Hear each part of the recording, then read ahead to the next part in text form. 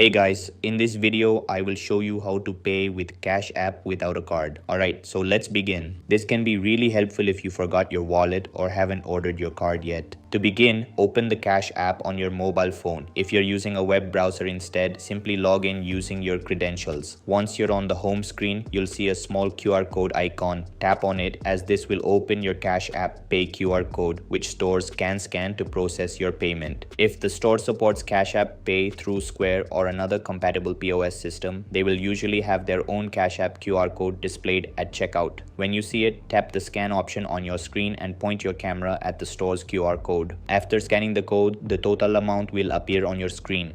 Review the amount carefully, then tap Pay and confirm the transaction. Once the payment is successful, you'll see a confirmation message in the app, and the store will also receive confirmation on their end. You can always double check your transactions by tapping on the Activity tab, shown as a clock icon at the bottom or in the side panel of your dashboard. All your past payments will be listed there for reference, and that's it. So that's basically how you can pay with Cash App without a card. So that's all for this video. Thanks for watching.